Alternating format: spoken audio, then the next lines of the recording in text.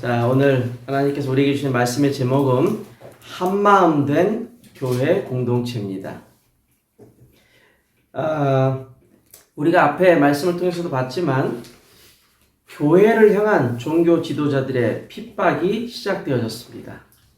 초대교회를 향한 이 유대인들, 특별히 바리새인들이나 사두개인들과 같은 이러한 종교 지도자들의 핍박이 시작되어졌는데, 그럼에도 불구하고 사도들은 자신들이 구원의 유일성 되시는 예수 그리스도의 증인이다라는 것을 선포하고 다닙니다.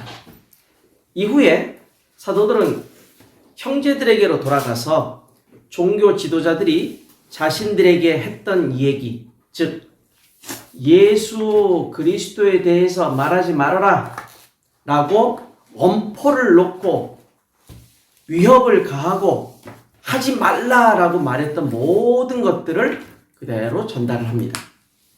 자, 이렇게 그리스도를 전하지 말아라라는 이 엄포와 함께 사도들은 그럼에도 불구하고 하나님 앞에서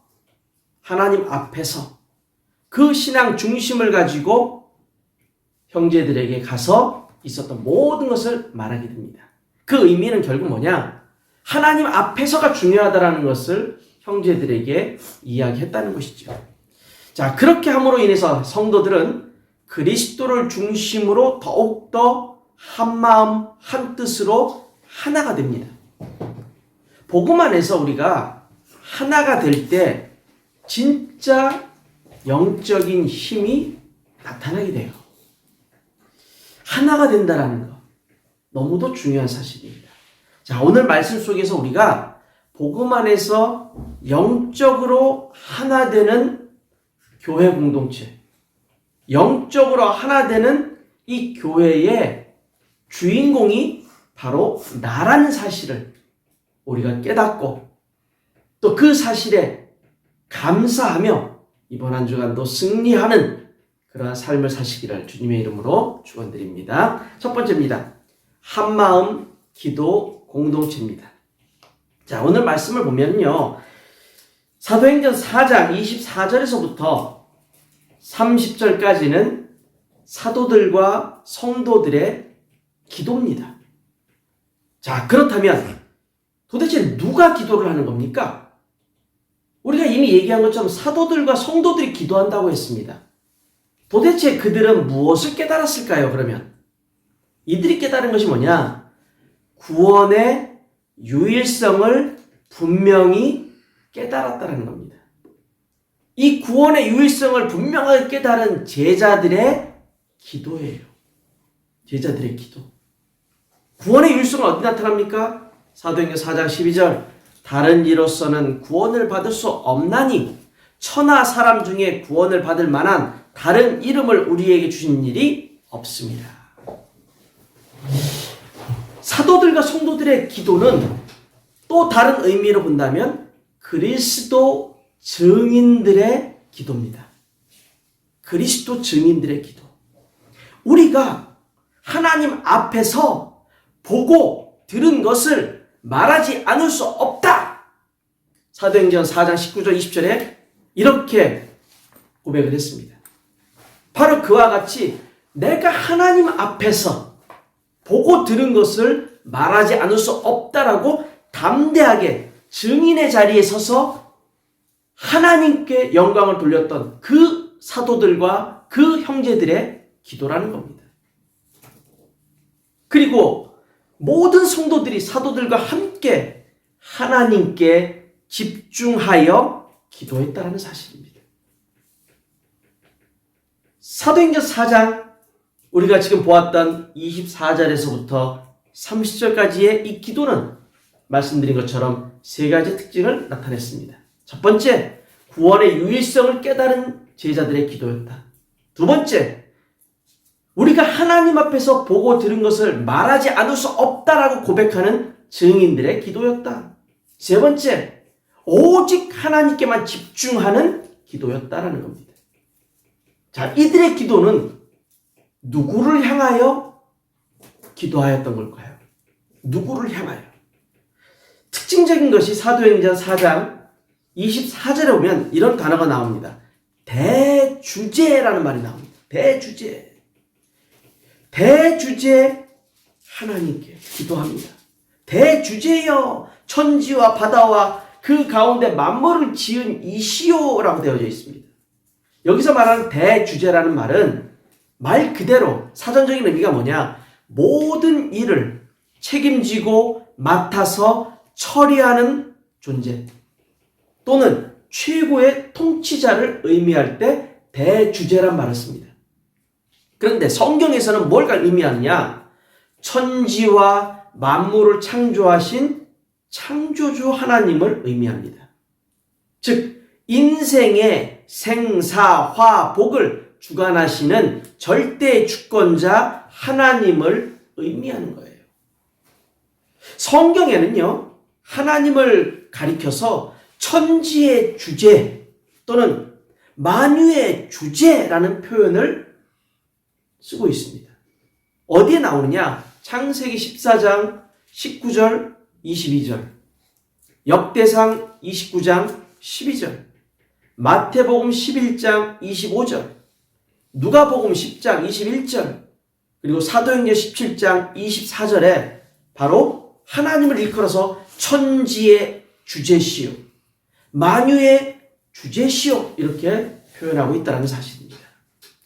우리의 기도가 누구에게 하는 기도인지를 우리는 놓칠 때가 많아요. 하나님께 기도한다고 하면서 그 하나님이 누구신지를 우리가 놓치는 일이 많다라는 겁니다. 잊어버린 일이 많다라는 겁니다. 우리가 기도하는 하나님, 그 하나님은 모든 만물을 창조하신 창조주 하나님입니다. 모든 것을 가능케 하시는 하나님이십니다. 불가능이 전혀 없는 하나님이신 거예요. 모든 불가능한 것을 가능으로 바꾸실 수 있는 하나님이신 겁니다. 우리 인생의 생, 사, 화, 복 모든 것을 완벽하게 책임지시는 하나님이신 겁니다. 그분께 우리가 기도하는 겁니다. 그냥 부처에게 기도하고 공자에게 기도하고 온갖 잡신들에게 기도하는 것이 아니라 이 세상 모든 것을 창조하시는 하나님, 나를 창조하시는 하나님, 나의 인생의 모든 것을 완벽하게 인도하시는 하나님, 그 하나님께 우리는 기도한다라는 것을 잊어서는 안 됩니다. 하나님이 책임지시는데 우리가 의심하죠. 하나님 완벽하게 인도하시는데 내가 아니라고 부정을 해버립니다. 하나님의 능력은 모든 것을 뛰어넘을 수 있는데 내 스스로가 하나님 능력은 이거밖에 안 돼라고 스스로가 제한시켜버리는 일은 없는지 우리가 한번 책임을 지고 나 스스로에게 한번 물어봐야 됩니다. 나의 한계로, 내 생각으로, 내가 가지고 있는 수준으로 완벽하신 하나님, 전능하신 하나님, 모든 것을 이루어 가시는 하나님을 내가 제한하고 있는 것은 아닌지 우리는 늘 체크해 볼 필요가 있다는 겁니다. 누구에게 기도하느냐? 하나님께, 창조주 하나님께, 절대 주권자 하나님께, 내 인생의 책임자 되시는 하나님께 우리는 기도하고 있습니다. 하나님께 모든 것을 아랜다라는 것이 얼마나 큰 축복인지를 우리는 깨달아야 될 것입니다. 자, 그 다음에 우리가 기도를 이야기하면서 또 빼먹어서 안 되는 게 뭐냐? 무엇을 놓고 기도하느냐라는 겁니다. 무엇을 놓고 기도하느냐? 누가 기도합니까? 첫 번째 내용이었습니다. 누가 기도합니까? 구원의 유일성을 깨달은 자들이 기도했습니다. 그리스도의 증인된 자들이 기도했습니다. 하나님께 집중하는 자들이 기도했습니다. 누구에게 기도했습니까? 이 우주의 모든 만물을 완벽하게 창조하시고 운행하시는 하나님께 기도합니다. 내 인생의 생사화복을 책임지시는 하나님께 기도합니다. 그렇다면 이제 세 번째가 나와야 될 게 뭡니까? 무엇을 위해서, 무엇을 놓고 우리가 기도하느냐라는 겁니다. 오늘 이 초대교회 성도들은 이제 교회에 핍박이 다가오게 되고 여러 가지 문제가 다가오게 될 것을 직감하고 있었습니다. 그런데 그들은요, 고난과 핍박, 문제 등이 없게 해달라고 또 먹고 사는 어려움을 해결해 달라고 그렇게 기도하지 않았습니다. 그들의 기도는 육신적인 것에 대한 기도가 아니었어요. 그들의 기도의 내용을 보면 25절부터 27절까지 나와 있는 이 내용이 뭐냐? 그리스도를 대적하는 사탄, 모든 흑암의 세력이 무너지도록 기도했습니다. 어둠의 세력이 무너지도록 기도한 거예요. 왜 이게 먼저 나왔을까요? 사단과 흑암 세력이 무너져야 그리스도를 온전하게 누릴 수 있잖아요. 사단과 흑암의 세력이 무너져야 그리스도의 생명의 빛을 내가 증거할 수 있잖아요. 사단과 흑암의 세력이 무너져야 그리스도의 증인으로 설 수 있잖아요. 성경은 이것을 강조합니다. 사단과 흑암의 세력을 먼저 결박해야 우리가 시험에 들지 아니하고 우리가 의심에 빠지지 아니하고 우리가 주님만을 바라보며 나아갈 수 있다는 것을 강조합니다. 마태복음 12장 29절이나 마가복음 3장 27절에 보면 이렇게 기록되어 있죠. 사람이 먼저 강한 자를 결박하지 않고서야 어떻게 그 강한 자의 집에 들어가 그 세간을 강탈하겠느냐. 결박한 후에야 그 집을 강탈하리라. 강한 자를 먼저 결박하라는 겁니다. 강한 자. 우리에게 늘 문제와 사건을 안겨주는 자. 우리를 늘 시험 가운데, 우리를 늘 좌절 가운데, 우리를 늘 불안 가운데 인도하는 자. 우리가 주님 바라보지 못하도록 항상 시험거리를 안겨다 주고 의심을 불어넣고 불신앙을 심어주는 자. 누굽니까? 사탄입니다. 어둠의 세력입니다. 그들을 먼저 꺾지 않고서는 우리가 그리스도를 온전하게 누릴 수 없습니다. 어둠의 세력과 사단의 세력을 꺾지 않고서는 절대 우리는 하나님의 은혜를 누릴 수가 없습니다. 그래서 주님은 우리에게 말씀하시기를 먼저 강한 자를 결박하라고 말씀합니다. 어떻게 결박할까요? 기도로 결박합니다. 기도하며 결박하라는 겁니다. 그래서 담대하게 하나님의 말씀을 전할 수 있는 힘을 달라고 간구하는 것입니다. 사단의 세력을 먼저 꺾도록 나에게 힘을 주옵소서 주님. 어둠의 세력을 먼저 물리칠 수 있도록 나에게 은혜를 주옵소서 주님. 사단은 나를 공격합니다. 사단은 우리를 공격합니다. 사단은 우리에게 불신앙을 심어주고 사단은 우리에게 안 된다라는 부정적인 생각과 마음을 심어주고 사단은 우리에게 좌절하도록 우리를 계속 공격합니다. 그리스도의 이름으로 이 흑암 저주의 세력을 꺾어 주옵소서. 그리스도의 이름으로 우리에게 은혜 위에 은혜로 역사해 주옵소서. 이 자리가 우리에게 최고의 은혜가 될 수 있도록 하나님 나를 붙들어 주옵소서. 하나님 앞에 우리는 강한 자를 먼저 결박하는 기도를 할 수 있어야 됩니다. 그랬을 때 하나님이 우리에게 큰 은혜와 함께 하나님의 능력을 체험케 하시고 하나님의 증인으로 서게 하시고 복음을 담대하게 말할 수 있도록 복음의 증인된 자리에 설 수 있도록 하나님이 우리를 사용하신다는 겁니다. 자, 그 다음에 보면은 30절에 보면 이렇게 얘기합니다. 그리스도의 이름으로 현장에서 복음이 확실하게 증거될 수 있도록 주여 우리에게 치유도 나타내 주시고 표적도 나타내 주시고 기사도 일어나게 하여 주옵소서. 이렇게 기도합니다.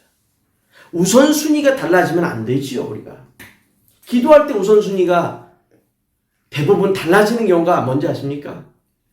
기복신앙이 제일 먼저 간구하는 게 뭔지 아십니까? 나에게 기적이 일어나기를, 나에게 기사가 일어나기를, 나에게 내 문제가 해결되기를 우리는 이렇게 기도합니다. 그러나 이 기도는 순서가 잘못됐습니다. 우리가 제일 먼저 기도해야 될 것은 뭐냐? 강한 자를 결박할 수 있는 기도를 해야 됩니다. 그래야 하나님의 은혜가 내게 임할 수 있기 때문에, 그래야 내가 100% 하나님이 주시는 그 능력과 그 힘과 그 은혜와 그 축복을 누릴 수 있고 증인의 자리에 설 수 있도록, 그랬을 때 하나님의 역사하심이 나를 통해 현장에서 나타나는 겁니다. 그 역사의 모습이 치유가 될 수 있고 기도의 응답이 될 수 있고 또 어떤 의미에서는 기적과 같은 그런 축복이 일어날 수도 있는 것입니다.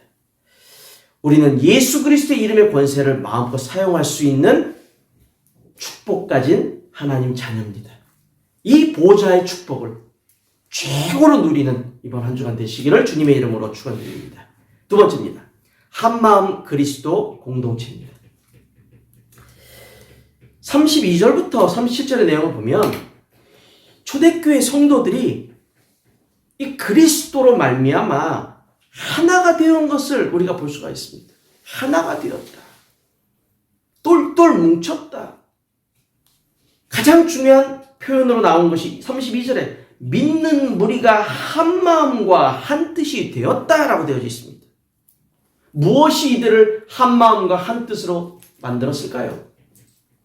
당연히 복음입니다. 당연히 그리스도의 복음이지요. 이 복음이 모든 초대교회 성도들을 하나로 만들었습니다. 그래서 이들이 하나가 되었을 때 이들에게는 최고의 공통의 우선순위가 생겨났습니다. 그게 뭐냐? 그리스도를 위해서. 삶의 우선순위가 뭐겠습니까? 그리스도를 위해서. 이거 하나였습니다. 나의 삶에 중요한 게 너무 많지요. 먹고 사는 것도 중요하죠. 또 살아가면서 필요한 것을 장만하는 것도 중요하죠. 건강한 것도 중요하죠. 자녀를 양육하는 것도 중요하죠. 다 중요합니다. 그런데 그런 세상적인 중요성도 중요하지만 그것보다 훨씬 더 중요한 것, 인생의 최고의 가치가 될 수 있는 것을 이들은 발견했다라는 겁니다. 그것이 뭐냐? 그리스도를 위해서. 그리스도를 위해서. 영적 우선순위가 모두가 다 하나로 딱 정리가 됐습니다. 그리스도를 위해서. 하나님을 위해서. 그리스도 안에서 하나님의 나라와 하나님의 뜻을 먼저 구하는 공동체가 되었다는 겁니다. 예수님도 마태복음 6장 33절에서 이 우선순위를 강조하셨습니다. 그런즉 너희는 먼저 그의 나라와 그의 의를 구하라. 그리하면 이 모든 것을 너희에게 더하시리라. 이 모든 것이 뭐였습니까? 내용을 살펴보면 무엇을 먹을까? 무엇을 입을까? 무엇을 마실까? 어떻게 살아갈까? 등등등 육신적이고 세상적인 것들, 우리가 중요하게 여기는 육신적이고 세상적인 것들을 의미하는 거죠. 중요합니다. 우리가 살아가기 위해서는 그게 필요합니다. 그러나 그게 전부가 아니라 그것은 당연히 주어지는 거고 우리를 창조하신 하나님께서 당연히 주시는 건데 하나님은 우리에게 원하시는 것이 한 가지였습니다. 우리가 무엇을 깨닫기를 원하셨느냐? 우리의 삶의 의미는 그리스도를 위할 때, 하나님을 위하여 살아갈 때 참된 삶의 의미가 나오는 것이고 삶에 필요한 모든 것은 주님이 책임지신다는 겁니다. 그리스도의 마음, 그리스도를 바라보는 그 사람들은 그리스도의 마음을 갖게 됐습니다. 그리스도를 위하여 살아가는 이 성도들은 그리스도의 마음을 가지고 세상을 바라보게 되고 사람을 바라보게 됐던 겁니다. 자, 이들이 부활신앙, 그리스도께서 부활하셨다. 그리스도께서 부활하셨다는 이 부활신앙이 왜 중요합니까? 이 부활신앙은 그리스도께서 이 땅에 다시 오실 것이다 라는 걸 강조했기 때문입니다. 그리스도의 부활. 33절 보십시오. 사도들이 큰 권능으로 주 예수의 부활을 증언하니 모두가 무리가 큰 은혜를 받았다라고 기록합니다. 그리스도의 부활을 증언했더니 은혜 받았다. 무슨 말입니까? 부활은 살아있다라는 증거입니다. 부활은 하나님이 나와 함께 하신다는 증거입니다. 부활은 슬픔이 아닙니다. 부활은 여기까지가 아닙니다. 미래에 대한 확신입니다. 부활은 미래에 대한 완벽한 하나님의 책임지심입니다. 그러니 그 부활의 메시지를 들었을 때 기뻐할 수밖에 없었던 거죠. 여기서 끝이 아니구나. 우리는 미래를 보고 살아가는 존재구나. 우리의 인생은 하나님께 최고의 영광이 되는 존재구나. 부활의 복음을 통해서 이들은 삶의 가치관이 바뀌었습니다. 삶의 우선순위가 바뀌어버렸습니다. 여기서 끝이 아니라 더 풍성한 은혜의 삶이 우리를 기다리고 있구나. 더 축복된 하나님의 미래에 대한 완벽한 책임지심이 나를 기다리고 있구나. 그런 확신으로 살아가게 됩니다. 그래서 삶에 대한 모든 가치관이요, 바뀌어버렸어요. 그 중에서도 무엇보다 물질을 바라보는 이 시선이 바뀌어버립니다. 물질, 세상 사람들이 자기 생명보다도 더 귀하게 아깝게 여기는 그 물질, 그것조차도 기쁨으로, 감사함으로 하나님께 내어놓을 수 있는 사람들이 되었다라는 겁니다. 우리는 물질이 많이 매여 있을 때가 있지요. 근데 하나님이 다 주시는 겁니다. 하나님은 우리에게 모든 필요한 물질들을 얻을 수 있는 능력을 주셨다라고 성경은 말합니다. 신명기 말씀을 보면 그 말씀이 기록되어 있어요. 여호와 하나님께서는 우리에게 모든 물질을 얻을 수 있는 능력을 우리에게 허락하셨다라고 기록되어 있다는 겁니다. 그래서 물질은요, 필요하면 하나님이 주시는 겁니다. 필요한 물질은 하나님이 그 때에 따라서 주신다는 거예요. 이렇게 삶의 우선순위가 바뀌게 되니까 부족할 텐데, 그러면 힘들 텐데, 그러면 어려울 텐데 살아가는 게, 성경은 뭐라고 얘기합니까? 34절 보십시오. 그 중에 가난한 사람이 없었다라고 얘기합니다. 가난한 사람이 없었다. 무슨 말입니까? 삶에 분명하게 나타난 증거였습니다. 가난한 사람이 없었다. 그 내용을 가만히 옆에 보니까 밭과 집이 있는 자가 팔아서 그 판 것의 값을 가져다가 사도들의 발 앞에 두매 그들이 각 사람의 필요를 다 나누어 줬다. 그래서 가난하지 않았다. 예, 성경은 이렇게 얘기하지만 이걸 달리 보면 이렇습니다.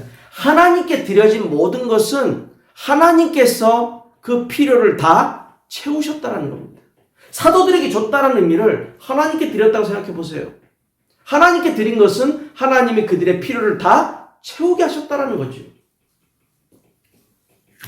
하나님이 필요한 것을 그때에 맞추어서 채우신다라는 겁니다. 이걸 체험하게 되면 물질에 우리가 매이질 않게 됩니다. 필요할 그때마다 하나님이 채우시는구나. 하나님이 내 상황을 아시고 내 필요를 아시고 내 연약함을 아시고 내가 필요할 때, 내가 간절히 주님 앞에 간구할 때 하나님이 나의 필요를, 나의 부족함을 늘 채우고 충만케 하시는구나라는 걸 알게 됩니다. 그리스도로 하나 된 이 사람들, 부활신앙으로 기뻐하고 감사했던 이 사람들, 이 부활신앙을 통해서 삶의 우선순위가 바뀐 사람들, 그 사람들에게 하나님이 절대 이들이 가난하지 않도록, 절대 이들이 밑에 떨어지지 않도록 하나님이 채우시고 붙들어 주시고 함께 하시고 넉넉하게 이길 수 있도록 하신다라는 사실. 우리는 이 사실을 붙잡고 오늘도 부활신앙을 가지고 세상 속으로 나아가야 될 것입니다.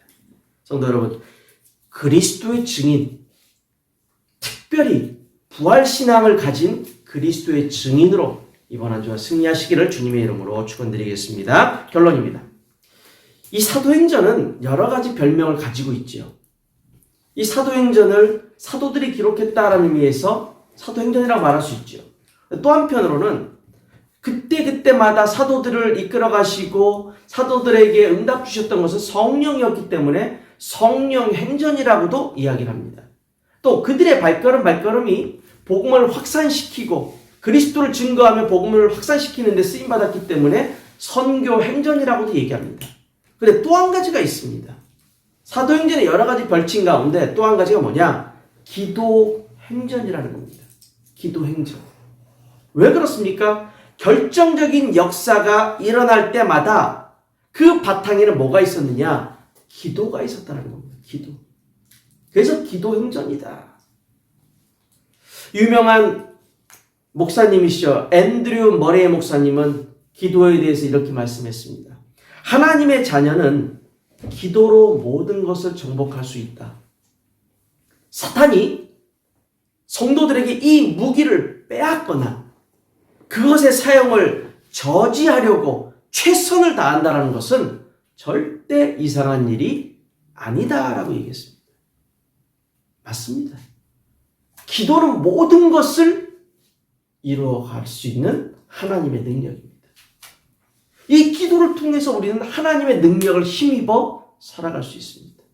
그러니 사단이 이것을 못하게 만들고 기도의 능력을 빼앗으려고 만들고 우리에게 자꾸 시험을 줘서 기도하지 못하게끔 만드는 것은 지극히 당연한 것이고 지극히 정상적인 것이란 얘기입니다. 기도할 힘이 없습니까? 기도할 마음도 안 생깁니까? 기도하고픈 바람도 없습니까? 그렇다면 당신은 사단에게 지금 조종당하고 있습니다. 사단이 당신을 지금 붙들고 있습니다. 당장 무릎을 꿇고 두 손을 모아 주님의 이름을 불러보시기 바랍니다. 사단이 물러감을 체험하시게 될 겁니다. 기도를 통해서 성삼위 하나님의 보좌의 그 은혜와 축복을 내 것으로 누릴 수 있습니다. 기도를 통해서 그리스도 예수의 이름을 사용해서 우리는 현장에 승리하는 증인이 될 수 있습니다. 기도를 통해서 그리스도의 망대를 높이 세워 그리스도의 빛이 증거되어지도록 우리는 할 수 있다는 것입니다.